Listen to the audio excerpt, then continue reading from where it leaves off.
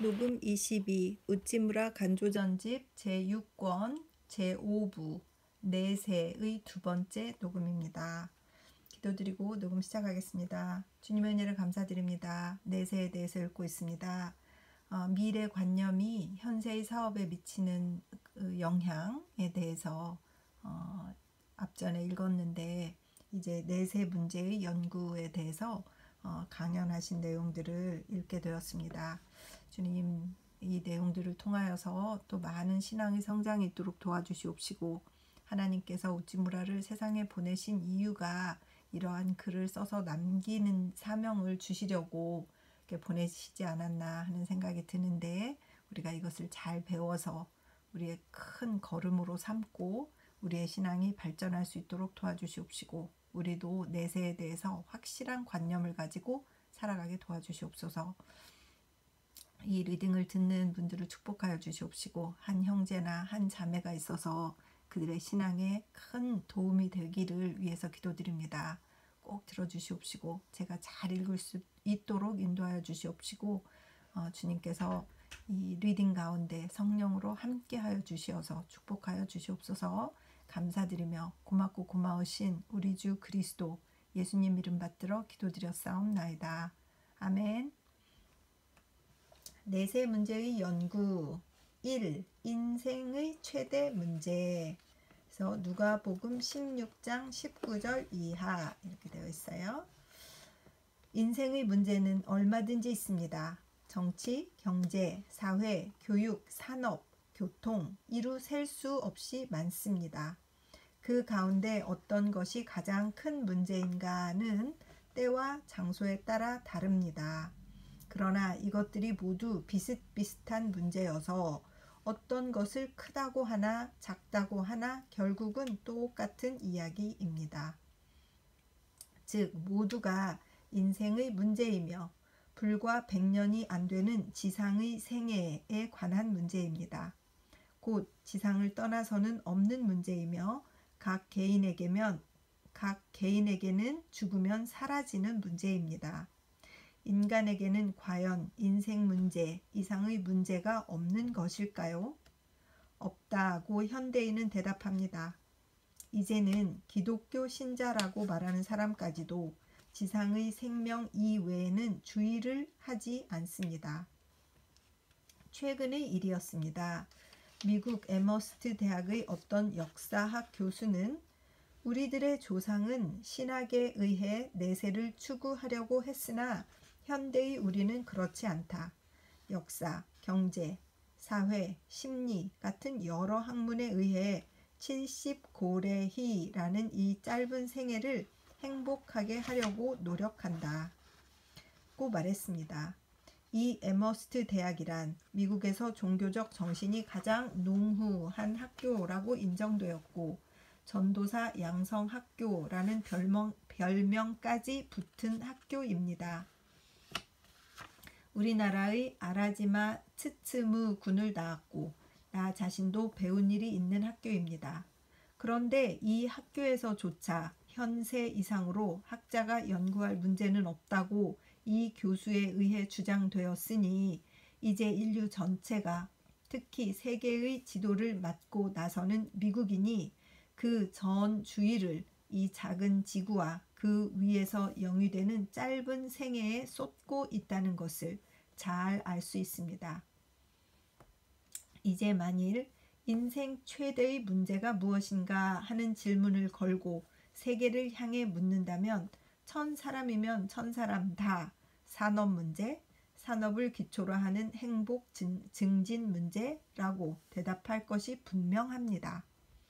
그리고 교회까지도 이 세계 정신에 사로잡혀 모두가 이 세상을 선하게 하는 일은 종교가의 특별한 임무처럼 생각하게 되었습니다. 그러나 이것이 과연 인생의 참다운 견해일까요? 구미의 여러 대학 교수들, 교회의 감독, 장로, 박사들이 뭐라고 하든 그리스도 자신이 그렇게 생각하지 않으신 것만은 분명합니다. 그리스도 자신은 분명히 말씀하셨습니다. 누구든지 제 목숨을 구원코자 하면 잃을 것이요 누구든지 나를 위하여 제 목숨을 잃으면 찾으리라.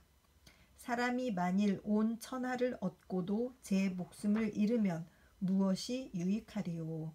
마태복음 16장 25절에서 26절. 여기서 주는 분명히 말씀하셨습니다. 세상에 생명보다 더 귀한 것이 있다. 그것은 그리스도 곧 그 자신이다. 세계보다 더 귀한 것이 있다. 그것은 참 생명 곧 세상이 없어져도 없어지지 않는 생명이라고. 그래서 그 생명의 주인 그를 믿고 한없는 생명에 들어가는 일, 그 일이 인생 제1의 목적이라고 그는 분명히 가르치신 것입니다. 사복음서를 읽어보면 예수의 이 정신을 빼놓고는 볼 수는 없습니다. 근대인이 기독교를 현세 개선 기관처럼 생각하는 것은 전혀 잘못된 성서의 견해입니다.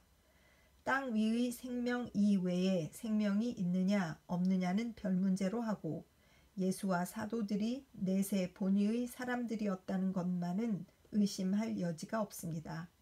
신약 성서의 어느 곳을 펴보아도 내세의 분위기가 넘쳐 흐르고 있습니다. 에머스트 대학 교수가 가진 것 같은 느낌은 초대 기독교 신자에게 전혀 없었습니다. 내세 본위, 내세의 준비를 위한 현세의 의의는 거기에 있었던 것입니다. 예수는 관리인의 비유에 교훈을 덧붙여 말씀하셨습니다. 내가 너희에게 말하노니 불의의 제물로 친구를 사귀라. 그리하면 없어질 때에 저희가 영원한 처소로 너희를 영접하리라. 누가복음 16장 9절. 불의를 위해 쓰기 쉬운 재산을 가지고 미래 영원의 생명에 들어갈 준비를 하라는 교훈입니다. 내세 본위의 재산관입니다. 근대인의 그것과 전혀 다릅니다. 최대 한도로 현세를 즐기기 위한 재산인 것처럼 보는 미국인의 견해는 예수가 도저히 허용하지 않는 것입니다. 내가 여기서 인용한 누가복음 16장 19절 이하의 말씀, 곧 부자와 가난한 나사로의 이야기는 비유인지 혹은 사실인지 잘 모릅니다. 내세는 사실상 여기 기록되어 있는 것 같은 곳은 아니라고 생각합니다. 그러나 내세가 있는 것을 실감하지 않는 자가 그러한 광경을 묘사할 리가 없습니다. 예수가 만일 스스로 증거하신 것처럼 땅에 속한 자가 아니고 하늘에서 내려온 분이라고 하면 그는 우리가 땅의 일을 아는 것처럼 분명히 하늘의 일을 알고 계실 것입니다. 그래서 그는 여기서 그 자신이 목격하신 일을 말씀하신 것이라고 생각합니다. 하늘에서 내려온 인자 밖에는 하늘로 올라간 이가 없다. 보고 들으신 것을 증거하신다. 요한복음 3장 13절, 32절 하고 있는 것과 같습니다. 그리고 땅에서 하늘의 일을 증거하는데 땅의 말로 하는 것은 어쩔 수 없는 것입니다. 거지 나사로의 이야기는 문자 그대로 사실이 아니어도 원리로서는 진리임에 틀림없습니다. 내세가 있는 것은 확실합니다. 2. 성서와 내세 문제. 디모데후서 1장 10절에 그리스도는 죽음의 권세를 멸하시고 복음을 통하여 생명과 썩지 않음을 밝히 보이신 분이다 라고 했다. 그리스도에 의해 사람은 죽지 않고 멸하지 않는 것임을 분명히 밝혀졌다는 것이다. 그리스도 강생 이전에도 죽은 후의 생명이 있는 것으로 생각되었으나 그의 가르침과 생애에 의해 그 일이 분명하게 된 것이다. 죽은 후의 생명이란 이제 막연한 억측이 아니다. 확실한 사실이다. 진지하게 생각하고 또한 연구할 수 있는 문제이다. 그리스도에 의해 하늘 문은 열리고 현세와 내세를 막고 있던 막이 제거되어 우리들은 이 세상에 있으면서 저 세상을 살필 수 있게 되었다. 그리스도의 복음은 단순히 품성을 높이고 이 세상을 선하게 하기 위한 교훈이라고 하는 것은 아주 천박한 견해이다. 그는 무덤 저편을 분명히 하고 거기에 이르는 길을 마련하고 죽음의 공포를 제거하고 영생의 소망을 제공하며 인생의 의의와 그 가능성을 보이셨다. 그의 복음이 현세를 선하게 하는 것은 사람에게 이 소망을 주기 때문이다. 이 일을 이해하지 못하고서 기독교를 문명의 소개인으로 보고 문명의 행복을 미개한 백성에게 제공하는 것을 천직으로 생각하는 것 같은 일은 오해도 정도가 지나쳤다고 말할 수 있다. 미래는 아무래도 좋다. 현세만 선하게 지내면, 혹 미래가 있다고 하면 구하지 않아도 저절로 여기에 들어갈 수 있다는 것은 예수와 그 제자들이 주장한 일이 아니다. 그들에게는 내세 문제가 주된 문제였다. 밖의 어둠 속에 쫓기어 거기서 슬피 이를 갈미 있으리라고 한 것은 예수가 거듭거듭 말씀하신 일이었다. 또 바울의 세계 전도 같은 것은 결코 근대인이 생각하는 것처럼 소위 세계 교화를 위한 것은 아니었다. 우리가 주의 두려우심을 알므로 사람을 권하노니 고린도후서 5장 11절 라는 것이 그의 전도 정신이었다. 사람으로 하여금 하나님의 아들의 심판에 견딜 수 있는 자 되게 하시기 위하여 그는 만난을 무릅쓰고 세계 전도에 종사한 것이다. 바울의 서간의 어느 곳을 펴보아도 그의 전도의 목적이 현세를 선하게 하는 데 있지 않고 사람이 이것에 의해 내세의 영광에 참여하게 하기 위한 것임을 안다. 그리스도시니 곧 영광의 소망이니라. 우리가 그를 전파하여 각 사람을 권하고 모든 지혜로 각 사람을 가르침은 각 사람을 그리스도 안에서 완전한 자로 세우려 함이니 이를 위하여 나도 내 속에서 능력으로 역사하시는 이의 역사를 따라 힘을 다하여 수고하노라. 골로새서 1장 27절에서 29절 고 한 것이 바울의 전도 정신이었다. 그는 어떻게 보아도 근대식 선교사는 아니었다. 내세 본의의 신앙에 있어서 우리나라 호오넨이나 실란이 지금의 미국 선교사보다 훨씬 예수나 바울에 가깝다. 3. 부활과 그 후의 상태. 마태복음 22장 23절에서 33절, 마가복음 12장 18절에서 27절, 누가복음 20장 27절에서 38절. 예수는 조직적으로 종교를 설명하시지는 않았다. 그는 죽은 후의 생명이라는 제목을 들어 여기에 대한 그의 의견을 말씀하시지 않았다. 그 일에 관해 그는 소크라테스나 석가와는 달랐다. 그들에게는 긴 혹은 깊은 종교론이 있었으나 그에게는 그것이 없었다. 그는 때에 따라 경우에 따라 그의 소신을 말씀하셨다. 죽은 후의 생명에 관한 그의 교훈은 모두 그것이었다. 내세를 설명하기 위한 내세관이 아니고 신앙을 증명하기 위한 내세관이었다. 그렇기 때문에 귀한 것이다.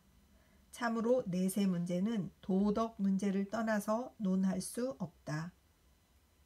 도덕 문제의 일부분 혹은 근본으로서 논해야 한다. 내세 문제를 도덕과 분리해서 취급할 때 시시한 그리고 대개의 경우 우스운 문제가 되어버리고 마는 것이다. 우리들은 예수에게 이 문제의 취급법을 배우지 않으면 안 된다. 이것은 경박한 사람이 이해할 수 있는 문제가 아니며 그가 가장 진지할 때에만 살펴 알 수 있는 문제이다.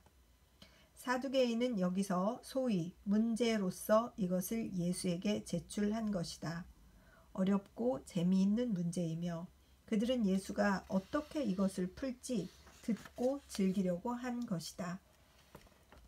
그런데 예수는 재미있는 문제를 진지한 문제로 바꾸어 버리신 것이다. 7 남편을 가진 여인은 죽은 후에 누구의 아내가 될 것인가와 같은 그런 우스꽝스러운 문제가 아니다. 죽은 사람은 어떻게 부활해야 하는가? 또 부활하여 어떤 생존 상태에 들어가는가? 심원하고 중대한 문제이다. 그래서 그는 먼저 말씀하셨다. 너희가 성경도 하나님의 능력도 알지 못하는 고로 오해하였도다. 마태복음 22장 29절라고. 예수에게 질문한 사람들은 바리새인이나 사두개인도 부활을 말하나 아직 부활이 무엇인지 모르는 것이다. 부활은 죽은 사람이 본래의 육체를 가지고 다시 산다는 일이 아니다. 성서는 그런 조잡한 부활은 가르치지 않는다. 부활은 하나님의 크신 능력에 의해 이루어지는 일이며 새로이 만들어지는 일이다. 옛 육체에 의한 것이지만 그대로가 아니라 여기에 새로운 조화를 베푼 것이다. 부활은 복구가 아니다. 진화이다. 그래서 죽은 자 가운데서 부활함을 얻기에 합당히 여김을 받은 자들은 누가복음 20장 35절 하고 말했다. 제일 먼저 사람은 아무나 다 부활하는 것이 아니고 하나님께 부활에 합당하다고 인정을 받은 자만이 부활하는 것이다. 즉 부활은 자연 법칙이 아니라 하나님이 베푸시는 은혜의 선물이다. 이것을 모르고 죽은 사람이 반드시 부활한다고 생각했던 예수의 질문자들에게 성서를 모르기 때문에 잘못이라고 그는 말씀하신 것이다. 부활에는 도덕적 조건이 필요하다. 여기에 합당치 않은 자는 부활의 은혜에 참여할 수 없다고 하셨다. 그래서 하나님의 크신 능력에 의해 부활된 자는 어떠한 생활 상태에 들어가는가 하면 저 세상과 및 죽은 자 가운데서 부활함을 얻기에 합당히 여김을 입은 자들은 장가가고 시집가는 일이 없으며 저희는 다시 죽을 수도 없나니 이는 천사와 동등이요 부활의 자녀로서 하나님의 자녀임이니라. 누가복음 20장 35절에서 36절. 간단히 말하면 사람은 부활하여 즉 부활의 은혜를 입어 천사의 상태에 들어가는 것이라고. 예수는 여기서 뜻밖의 천사가 무엇인지를 우리에게 보여주신 것이다. 천사라는 자가 있다는 말은 성서의 곳곳에서 볼 수 있다.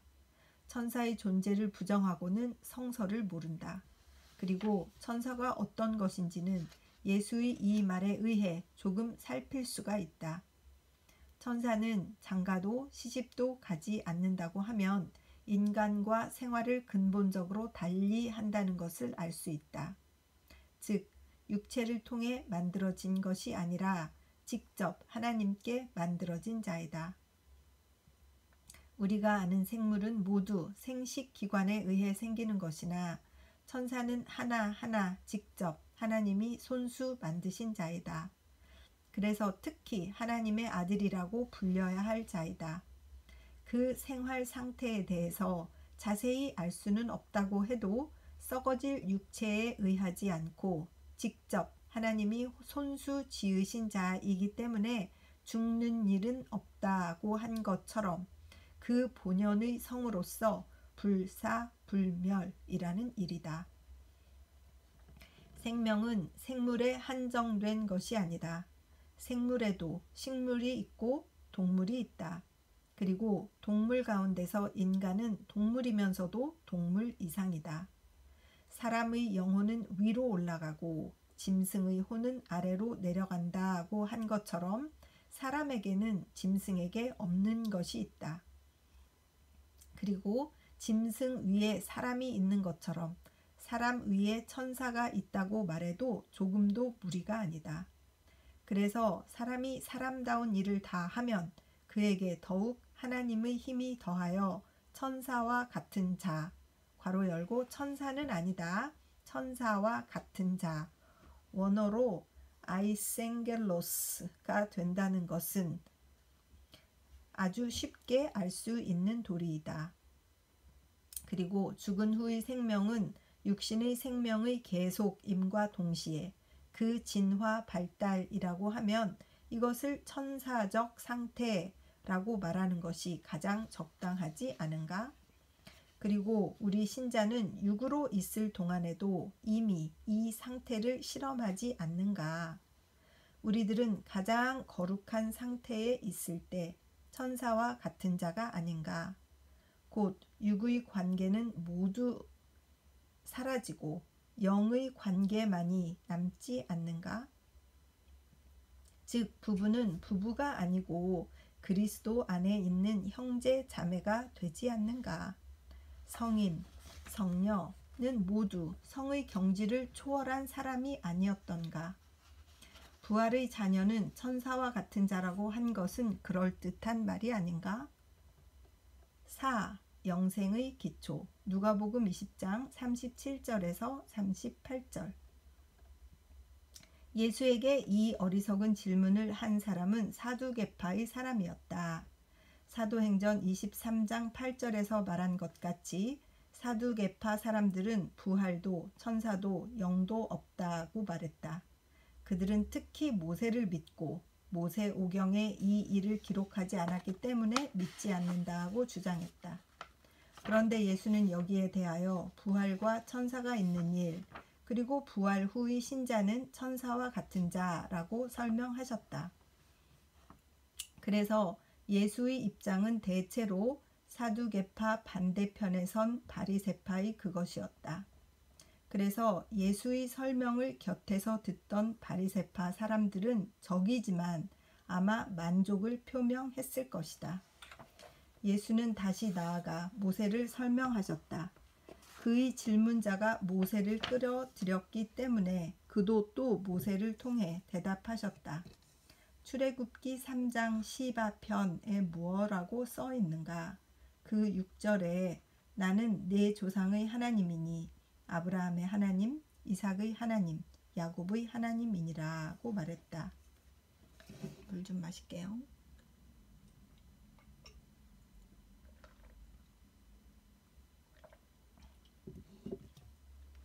여호와가 모세에게 말씀하신 이 말 속에는 부활과 영생이 엿보이지 않는가? 아브라함의 하나님이라고 말씀하심은 그가 지금도 아직 살아계시다는 것이 아닌가? 아브라함의 하나님이었다는 것이 아니다. 이다인 것이다. 산 하나님이 죽은 자의 하나님이다 라고 말씀하실 리가 없는 것이다. 더욱이 하나님이시다. 조물주라고 말씀하시지 않았다. 하나님은 인격적이다. 영에 대하여 영적 관계를 유지하시는 분이다. 그가 나는 아브라함의 하나님이시다 라고 말씀하신 것은 나는 그의 친구다 라고 말씀하신 것과 다름이 없다. 야고보서 2장 23절에 즉 아브라함은 하나님의 벗이라 칭함을 받았나니 라고 말했다. 영원히 살아계신 하나님이 그의 하나님 또 그의 친구라고 말씀하신 아브라함, 그가 죽었을 리가 없다. 하나님이 그렇게 말씀하셨다는 일이 아직 그가 살아있는 무엇보다도 좋은 증거라고 예수는 여기서 말씀하신 것이다. 참으로 깊은 성서의 해석이다. 사람은 아직까지 그처럼 깊이 성서를 해석하지 못했다. 이것은 말을 희롱하는 소위 성서 도락의 태도가 아니다. 하나님은 그 말씀을 소홀히 하시지 않는다. 그는 나는 아브라함의 하나님이다 라고 말씀하시면 그대로 뜻하시는 것이다. 만일 내가 성실한 사람이라면 내가 아무개의 친구라고 말할 때 나는 나의 모든 신용을 걸고 말하는 것이다. 그리고 내 능력이 미치는 한 나는 그를 돕고 그를 보호한다. 하물며 하나님께 있어서랴. 하나님이 나는 그의 하나님이다 하고 말씀하신 사람, 그 사람이 하나님과 함께 살아있는 것은 당연하다. 그렇기 때문에 예수는 계속해서 말씀하셨다. 하나님은 죽은 사람의 하나님이 아니오 산 사람의 하나님이다. 실로 산 하나님이 죽은 사람의 하나님일 리가 없다. 마치 선한 사람이 악한 사람의 친구일 수가 없는 것과 똑같다. 아브라함과 이삭과 야곱은 하나님으로부터 나는 그들의 하나님이다 라는 말을 듣고 영생을 증명받은 것이다. 마태복음에 사람들이 이것을 듣고 그 가르침에 놀랐다고 있는데 정말 그렇기도 한 것이다. 예수의 이 견해에 의해 모세의 오경을 비롯하여 구약 성서 전체가 전혀 새로운 책으로 변한 것이다. 구약 성서는 부활과 내세를 말하지 않는다고 하는 것은 아주 의미 없는 일이 되었다. 하나님이 계신 곳에 영생이 있다. 하나님은 생명의 근원이시기 때문이다. 사람은 하나님을 믿고 하나님의 친구가 되어 하나님과 함께 한없이 살게 된다. 아멘. 교리나 또는 신조의 문제가 아니다. 사실의 문제이다. 구약 성서는 부활이나 내세의 교리는 설명하지 않았으나 참 하나님을 전하고 한없는 생명을 전한 것이다. 그래서 구약시대의 신자는 하나님과 교제하여 자기도 모르는 동안에 불사불멸의 영생을 느낀 것이다. 시편 16편의 작자가 그 좋은 복이이다. 내가 여호와를 항상 내 앞에 모심이여 그가 내 우편에 계심으로 내가 요동치 아니하리로다. 이러므로 내 마음이 기쁘고 내 영광도 즐거워하며 내 육체도 안전히 거하리니 이는 내 영혼을 음부에 버리지 아니하시며 주의 거룩한 자로 썩지 않게 하실 것임이니이다. 여기에 확실히 부활의 소망이 드러나 있다. 사도 베드로는 훗날 시편의 이 말을 인용하여 예수의 부활을 증명한 것이다. 사도행전 2장 31절을 보라. 그와 같이 하여 부활 영생은 예수가 하나님의 아들 된 권위를 가지고 우리들에게 떠미는 신조가 아니다. 명백한 도리에 기초를 둔 신념이다. 생명의 원천에 연결된 그 때문에 죽지 않는다고 하는 것이다. 예수가 제자들에게 말씀하신 것과 같다. 즉 내가 살면 너희도 살리라. 요한복음 14장 19절. 전선이 발전소와 연결되는 동안은 전등이 꺼지지 않는다는 이치와 똑같다.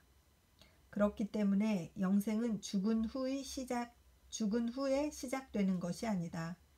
이 세상에서 시작되고 내세까지 계속되는 것이다.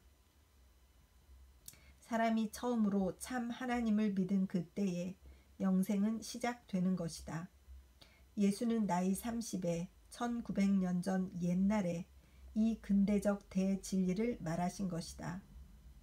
실라이 에르마허는 근세 철학을 대표해서 유한의 한 복판에 있으면서 무한한 일, 지금 이 순간에서부터 영원한 일, 이것이 참 종교가 제공하는 불사의 생명이다 라고 말했다.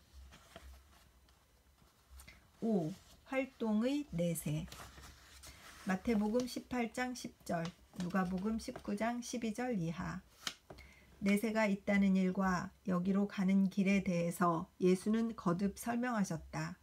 이것을 영원한 집이라고 말하고 사람에게 권하셨다. 그러나 그 어떤 곳이냐, 또 여기에 들어가는 자가 어떠한 상태를 가지고 생존하는가에 대해서는 많은 이야기를 하시지 않았다. 첫째로 이야기하는 것은 거의 불가능한 일이기 때문이다.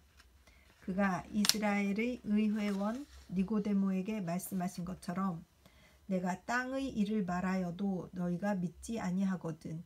하물며 하늘 일을 말하면 어떻게 믿겠느냐. 요한복음 3장 12절. 이며 땅하고는 전혀 상태를 달리하는 하늘에 대해 땅에 있는 사람에게 말하는 것은 곤란을 넘어 불가능하기 때문이다. 죄송합니다. 둘째로 내세에 대해서 상세하게 말하는 것은 해롭기 때문이다. 이것에 의해 사람의 호기심을 도발하고 부질없이 동경에 빠져 눈앞의 의무를 게을리하는 위험에 빠질 우려가 있기 때문이다. 내세가 있다는 것만 확인하면 더 이상 알 필요도 없고 알면 오히려 해가 많다. 기독교는 그 점에 있어서 불교나 회교보다 우수하다. 기독교의 내세에 관한 상당한 침묵은 다른 두 종교의 상세한 설명에 비해 합리적이며 유효하다. 케이싱 소오또의 오오조요슈 중 천도편에 있는 다음과 같은 말을 읽고 나는 그 말이 아름다운데 끌리기는 하나 오히려 그 사실을 의심하게 되는 것이다. 저 서방 나라는 즐겁기 그지없다. 사람과 천인이 사귀어 서로 마주보게 되었다. 모두가 다 자비심에 감돌고 서로 외아들처럼 사랑하고 함께 연못 위를 오간다. 함께 멀구슬 나무 숲속에 노니면서 궁전에서 궁전으로 가고 못에서 못으로 숲에서 숲으로 다닌다. 조용하기를 원하면 바람소리, 파도소리, 관현의 가락이 귀에서 멀어지고 또 보기를 원하는 때에는 깊은 산 골짜기를 흐르는 시냇물 경치까지 눈앞에 나타나며 보지 않으려고 하면 그 경치가 눈에서 멀어진다. 냄새를 맡고 맛을 보고 몸에 닿고 법을 설득하는 일도 또 그렇다. 혹은 구름 사다리를 건너고 음악을 연주하며 춤추고 놀며 혹은 허공에 날아 올라가 헤아릴 수 없이 신기함을 나타내고 혹은 다른 대사를 따라서 송영하며 혹은 천인 성중을 따라서 유람하고 혹은 보석 못가에 이르러 새로 탄생한 사람을 찾아가 위로하며 그대는 아는가 모르는가 여기를 극락세계라고 부르고 이 세계의 주인을 아미타불이라고 한다. 지금 곧 귀의 할지라고 말한다. 이 아름다운 말 속에 귀한 진리가 담기지 않은 것은 아니다. 그러나 형용은 사실보다 지나쳐 읽는 사람으로 하여금 말에 사로잡혀 진실을 놓치게 할 우려가 많다. 물론 기독교에서도 요한계시록에서 단테의 신곡에서 이런 류의 형용을 보지 않는 것이 아니다. 어떤 종류의 형용은 내세를 설명하는데 필요 불가결의 것이기는 하다. 그러나 형용이 적은 편이 그만큼 더 좋은 것이다. 진지하였던 예수는 최소한도로 형용사를 사용하셨다. 마태복음 18장 10절 곧 삼가 이 소자 중에 하나도 없인 여기지 말라. 너희에게 말하노니 저희 천사들이 하늘에서 하늘에 계신 내 아버지의 얼굴을 항상 배옵느니라고 하신 예수의 말씀은 특히 죽은 후의 생명에 대해서 하신 말씀이 아니다. 그러나 그 속에는 천사에 대해서 말함과 동시에 천사와 같은 상태에 들어가는 부활자에 대해서 알리는 바가 있다고 생각한다. 즉 죽은 후의 생명은 결코 정지되고 안식하는 생명이 아니고 활동, 봉사, 그것이라는 것이다. 천사가 하늘에서 땅 위의 어린아이를 위해 주선하고 그 축복을 꾀하는 것과 같이 우리도 천사와 같은 사람으로 여겨져 그들과 같은 활동을 하신다는 것이다. 예수가 그와 함께 십자가에 달린 도둑의 한 사람에게 오늘 네가 나와 함께 낙원에 있으리라고 하셨으니 내세란 이 세상과 달라 무위 안락한 세계라고 생각하는 것은 잘못이다. 예수는 열문화의 비유를 들어 분명히 그렇지 않다는 것을 가르치셨다. 누가복음 19장 12절 이하. 내세는 현세의 계속이며 현세에서 작은 것에 충실한 자는 내세에서 큰 것을 맡기신다는 것이다. 단테가 나는 죽어서 보다 고귀한 전투에 들어가는 것이다고 말한 것은 이 뜻이다. 물론 죄의 세상의 전투는 아니나 고귀한 전투는 건전한 생명의 필요 조건으로서 존재하지 않을 수 없다. 내가 온 것은 양들이 생명을 얻고 더 얻어 풍성하게 하려고 온 것이다. 요한복음 10장 10절라고 주는 말씀하셨다. 풍성한 생명을 얻으면 활동을 면할 수가 없다. 죽은 후의 생명은 보다 높고 보다 힘 있는, 보다 충실된 생명이 아니면 안 된다. 공상 같으면서도 그렇지가 않다. 사람의 희망에 의해 그 생애는 정해진다. 불법의 열반정멸을 바라는 사람은 세상을 피해 산으로 들어가려고 하고, 기독교의 활동적 천국을 바라는 사람은 끝까지 봉사활동의 생애를 보내려고 한다. 시인 위티어의 흰 눈에 갇혀서 가운데 그의 떠난 아내를 생각하는 구절이 있다. I cannot believe thou art far, since near and neat angels are. 나는 당신이 나를 멀리 떠났다고 생각할 수가 없다. 어려울 때 도와주기 위해서 천사는 내 곁에 있지 않는가. 하늘에 있으면서 서로를 돕고 또 땅에 있는 사람도 도울 수가 있다. 그것이 참 죽은 후의 생명이다. 6. 예수의 영광체에 대하여.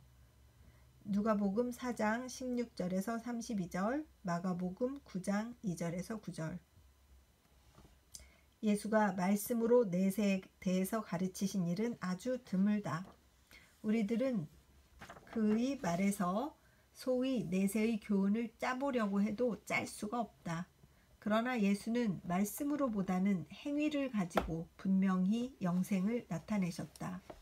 그 점에 있어서 그는 확실히 생명과 썩지 않는 일을 밝히셨다. 디모데후서 1장 10절이다. 영생은 그의 안에서 활동하였다. 그래서 그가 하는 일이 모두 영생적이었다. 즉 죽은 사람을 부활시키기에 족한 생명이 그를 움직였다. 참으로 그 자신이 그 생명이었다. 한없는 생명이 무엇인지는 예수를 알므로 알게 된다. 그의 생애 그 자체가 무궁한 생명이다. 성서는 도덕을 떠나서 종교를 가르치지 않는다. 거기에 성서의 성서된 까닭이 있다. 성서는 도덕을 떠나서 내세를 가르치지 않는다. 그리스도와 같은 거룩한 행위가 있어야 그리스도와 같은 부활이 있고 불사의 생명이 있다고 가르친다. 그래서 복음서에 있어서의 덕행과 불가사의가 나란히 기록되어 있다. 예수의 행위가 그의 기적을 증명하고 그의 기적이 그의 행위를 증명한다. 세상에 예수의 교훈을 긍정하나 그의 기적을 긍정하지 않는 사람이 많은 것은 이 일을 인정하지 않기 때문이다. 예수의 교훈은 그의 기적만큼 그만큼 이상한 것이다. 그의 교훈이 초자연적인 것을 안 사람은 그의 기적을 의심하지 않는다.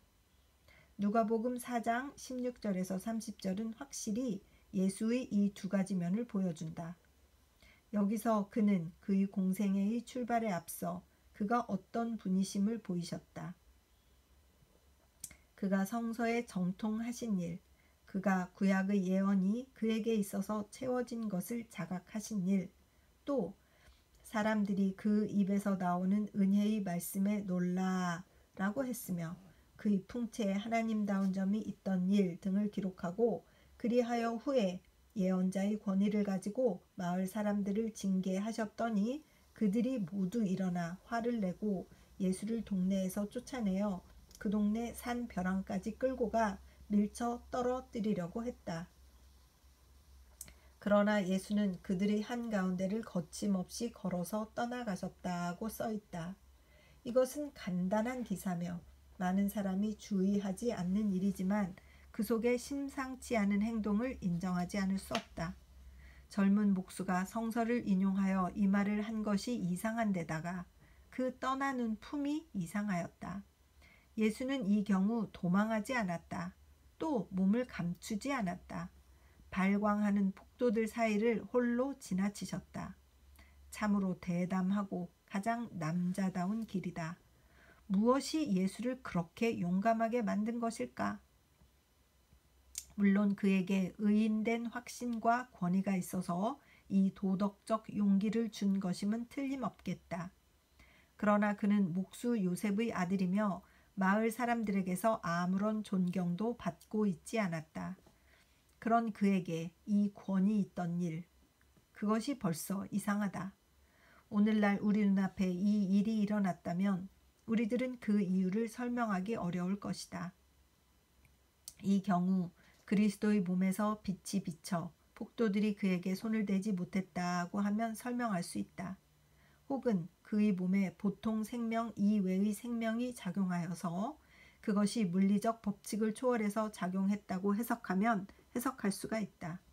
어떻든 이 경우도 또 기적이라고 보는 것이 적당하다. 만일 순 기적이 아니라고 해도 기적과 흡사한 행위였던 것은 부정할 수가 없다. 성서에 자주 영광이라는 말이 쓰여 있다.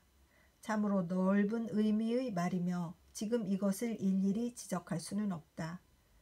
영광은 그리스어의 독사, doxa, 히브리어의 케보드, kabod며 성서 특유의 말이다. 여기에는 물적인 뜻도 있고 영적인 뜻도 있다. 베들레헴의 저녁, 천사가 구주 탄생의 소식을 목자들에게 전하려고 할 때 주의 영광이 그들을 두루 비추고 있었다고 한 것은 물적, 곧 자연의 빛이었다고 보는 것이 적당하다. 그 밖에 바울이 다메섹 도상에서 눈부신 예수의 얼굴을 보았다고 하는 것도 그의 육안에 비친 강한 빛이라고 해석하지 않을 수 없다. 그러나 대개의 경우 영광은 도덕적 영광, 곧 영적 영광이다. 혹 반은 물적, 반은 영적 영광이다. 고린도 후서 3장 끝절에 우리가 다 수건을 벗은 얼굴로 거울을 보는 것 같이 주의 영광을 보매 저와 같은 형상으로 화하여 영광으로 영광에 이르니 라고 바울이 말한 경우 영광은 물적이기도 하고 영적이기도 하다. 곧 성서에 있어서는 빛의 물적이나 영적인 구별이 없고 영적 영광이 즉 물적 영광이다. 이상의 견지에서 볼 때 공관 복음이 기록하는 변화산에 있어서의 예수의 영화를 조금이라도 설명할 수가 있다고 생각한다. 이것이 분명히 있던 일이었음은 3복음이 다 같이 기록하고 있는 것을 보아도 알 수 있다. 그리고 어떤 성서학자가 하는 것처럼 단순히 자연적 현상으로 해석하는 것은 너무나 천박하다. 레바논산 중덕에 봄이 아직 매섭게 덜 녹은 눈에 그들이 둘러 쌓여 있을 때 번개가 번쩍하더니 예수의 용모가 변하고 그 옷이 눈부시고 이 세상의 어떤 마전장이라도 그보다 더 희게 할 수 없으리만큼 마가복음 9장 3절이라고 했다. 서양의 근대 학자는 그렇게 해석할 밖에 이 기사를 해석할 수가 없는 것이다. 그러나 이것은 천박하고 불완전한 해석이라고 말하지 않을 수 없다. 왜 이것을 예수의 영광체의 구현으로 해석하지 않는 것인가? 물 좀 마실게요.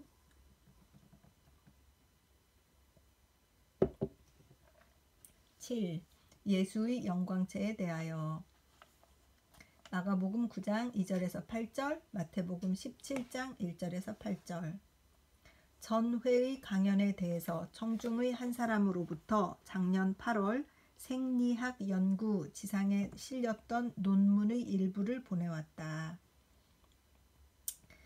물질적 의학도 귀중하나 그것보다는 심령의학을 연구할 필요가 있다고 학생 시대부터 이 연구에 전념하며 몰두하고 있는 아이치 의과대학 정신과 교실의 이소베토라요 학사는 노인과 어린이와의 관계, 곧 어린이가 노인과 잘 어울리고 노인은 어린이를 이성을 잃을 정도로 사랑하는 것은 무슨 까닭인가? 라는 문제에 대해서 흥미있는 연구를 발표했다. 그의 설에 의하면 인간은 각기 영기, 즉 영광 또는 영의라고 말하는 빛을 가지고 있다. 그리스도나 석가의 상의 후광을 그린 것처럼 사람은 반드시 선악에 의하지 않고 이 영의를 갖는 자이다. 아무리 학식이 있고 재주가 있고 금력 있는 학자나 정치가 부호라고 해도 마음에 악한 영혼을 갖는 사람의 영의는 약하고 색은 심히 더러워져 있다. 이와 반대로 난 놓고 기역자도 모르는 야인이라고 하더라도 선량하고 깨끗한 영을 갖는 사람의 영의는 빛이 강하고 색이 몹시 선명하며 이 실험은 유리에다 네샤닝이라는 약액을 바르고 여기에다 인간을 박아내면 쉽게 판별할 수가 있다. 이것에 의해서 노인을 보면 노인의 영의는 더럽고 어린아이의 영의는 빛이 선명하고 양이 많으며 참으로 하나님을 상상할 수 있을 것 같은 영의를 본다. 여기서 노인은 자기 더러운 영의를 어린아이 깨끗한 영의에 의해 깨끗하게 함과 동시에 빛이 없는 것을 보충하고 어린아이는 자기의 많고 선명한 빛을 노인에게 주는 기쁨을 갖는다. 이것에 의해 노인과 어린이는 상상할 수 없을 정도로 친밀해지는 것이라고 한다. 참으로 흥미있는 연구다. 이것으로 얼마간 변화산의 세 제자가 목격한 놀라운 현상을 설명할 수가 있다. 그러나 예수의 영광은 단순히 세력이 왕성한 때문의 영광은 아니었다. 심령이 거룩하고 깨끗한 때문의 영광이었다. 그의 빛은 사랑의 빛이며 그 빛이 육체에 나타났다고 보는 것이 당연하다. 이것과 비슷한 빛이 성 프란체스코에게도 있었다고 전해지며 그 밖에 순수한 무아의 상태에 들어간 사람의 일종의 특별한 빛을 그 얼굴에서 바라는 것은 일반이 다 아는 일이다. 요한의 서간에 빛과 생명과 사랑이 같은 뜻의 말로 사용되는 것을 보아도 이것을 알 수 있다. 변화산 현상에 대해 이해하기 어려운 것은 예수의 몸이 빛을 발한 것이 아니고 엘리야와 모세와 함께 사도들에게 나타나 예수와 이야기하고 있었다는 일이다. 여기서 두 사람은 예수처럼 빛났다고 쓰여 있지는 않다. 다만 나타났다고 기록되어 있다. 또 그들에게 나타나서라고 했으니 사도가 그렇게 생각했다고 해석해도 상관없다. 즉 영화는 특히 예수에게 있었던 일이며 다른 사람에게 있었다고는 기록되지 않았다. 그러나 만일 엘리야와 모세가 사실 나타났다고 한다면 그들의 영성이 여기서 어떤 종류의 형태를 취하여 나타났다고 볼 따름이다.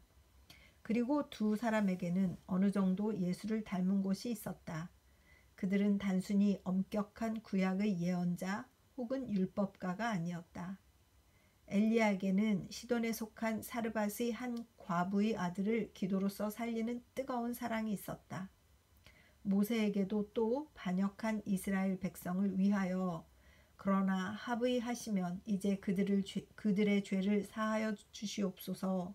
그렇지 않사오면 원컨대 주의 기록하신 책에서 내 이름을 지워버려 주옵소서. 출애굽기 32장 32절라고 말한 진심이 있었다.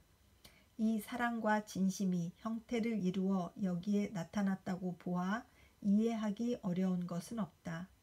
결국 부활체는 죽은 후에 비로소 주어지는 것이 아니다. 현세에서 그 구성을 시작하는 것이라고 생각한다. 처음에 모태에 깃들인 때 부활체는 그 존재를 시작하는 것이리라.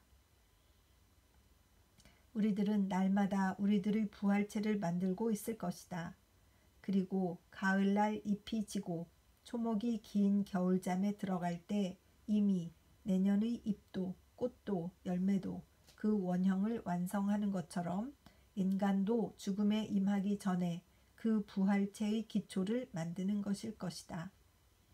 그리하여 죄도 덕도 그 속에 섭취동하되어 선한 일을 행한 자는 생명의 부활로 악한 일을 행한 자는 심판의 부활로 나오리라. 요한복음 5장 29절 라고 예수가 말씀하신 것처럼 사람 각자가 스스로 만들어낸 부활체를 가지고 다시 살 것이다.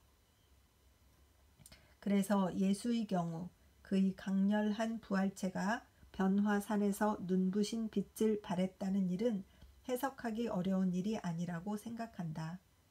정신과학의 진보에 의해 부활체를 사진으로 찍을 수 있다는 말을 들을 때 나 자신은 조금도 이상하게 생각지 않는다. 문제는 결코 이상한 것을 좋아하는 소위 재미있는 문제가 아니다. 가장 진지한 문제이다. 마음이 모양에 나타난다는 것이다. 선한 사람에게 이보다 더 기쁜 일이 없음과 동시에 악한 사람에게는 이보다 더 두려운 일이 없다. 이것이 참 크리시스, 심판이다. 이사야가 당시의 예루살렘 시민을 책망하여 그들의 안색이 스스로 증거하며 이사야 3장 9절라고 말한 것처럼 속에 있는 마음은 현세에도 밖의 얼굴로 나타나는 것이다. 우리들 예수의 제자된 사람들이 기원하여야 할 일은 예수의 마음을 받들어 거기에 합당한 그의 영광체를 받으려는 일이다. 그리하여 사후 생명 문제는 결코 한가한 문제가 아니다. 오늘 눈앞에 있는 문제이다. 우리들은 오늘 어떠한 부활체를 만들고 있는 것일까? 1928년 6월, 7월 성서지 연구. 오늘 좀 길었는데 이것을 중간에 끊어서 둘로 나누기가 좀 애매해서 좀 쭉 다 읽는 것으로 그렇게 정했습니다. 그래서 다 읽고 나서 내용이 쭉 연결되니까 참 좋고 내세 문제의 연구에 대해서 7가지로 나누어서 이렇게 쭉 설명해 주셔서 이해도 잘 되고 역시 우찌무라 간조 역시 이런 생각이 듭니다. 꼭 은혜 받으시고 내세에 관한 이 말씀에 증거한 우찌무라 간조의 사상을 서로 함께 쉐어하고 여러분의 그 신앙에 도움이 되는 리딩이 되기를 정말 바랍니다. 기도드리겠습니다. 주님의 은혜를 감사드립니다.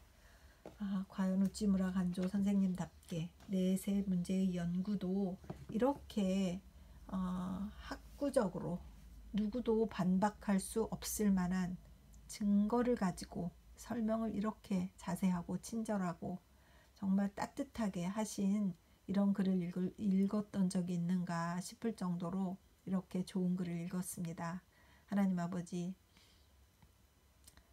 내세에 대해서 믿고 있다고 생각했으나 이렇게 잘 설명하는 것을 다시 읽으니 더욱더 신앙에 참 격려가 되고 용기가 되고 참 기쁜 그런 마음을 주십니다. 하나님 감사드립니다.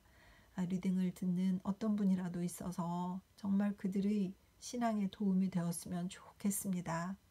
제가 잘 읽지 못하고 자꾸 더듬고 혀가 꼬이고 하는 이런 문제들이 걱정될 때가 있으나 우리 하나님께서 은혜로 다 잘 덮어주시어서 이 내용을 전하는 데 있어서 틀림이 없도록 꼭 인도하여 주시옵시고 은혜를 베풀어 주시옵소서.